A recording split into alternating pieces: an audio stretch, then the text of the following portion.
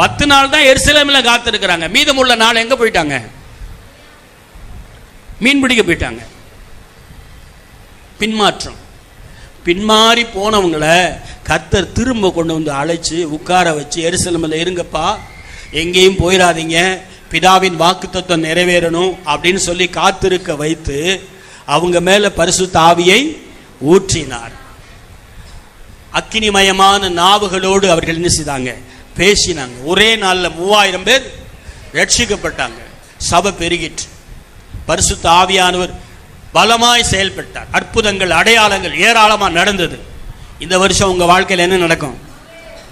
அதிசயங்கள் நடக்கும். அதான் பிரதர் பாஸ்டர் மூலமா கர்த்தர் உங்களோடு பேசி இருக்கிறார். அதிசயங்கள் என்ன செய்யும்? நடக்கும். நடந்தா என்ன செய்வீங்க? அதிசயம் நடந்தா என்ன செய்வீங்க? கண்ணால பார்ப்போம். அதுதான் அதிசயங்களை காண பண்ணுவேன்னு கர்த்தர் சொல்றார். அல்லேலூயா. பரிசுத்த ஆவியானவர் உங்க மேல வந்தார்னா, உங்க மேல இருந்தார்னா, உங்களை கொண்டு கர்த்தர் நிறைய காரியங்களை செய்வார். பேதுருவின் நிழல் பட்டு வியாதி உள்ளவன் சொஸ்தமானா.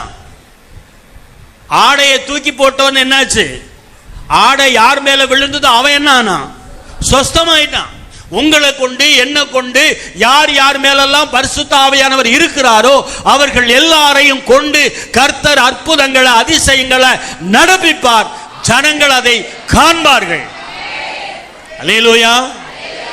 பரிசுத்த ஆவியானவர் இல்லைன்னா ஒன்னும் நடக்காது. அல்லேலூயா.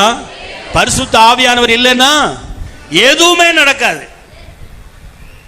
பரிசுத்த ஆவியானவர் இல்லாததுனால தான் விட்டு வந்த வேலையை மறுபடியும் செய்ய போயிட்டாங்க. பாய் விற்கிறவர் ஊழியத்துக்கு வந்துடுறாரு.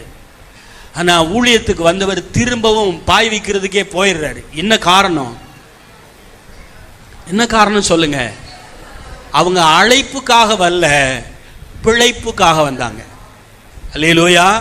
இது பிழைப்புக்காக செய்கிறதல்ல, அழைப்புக்காக செய்கிறது.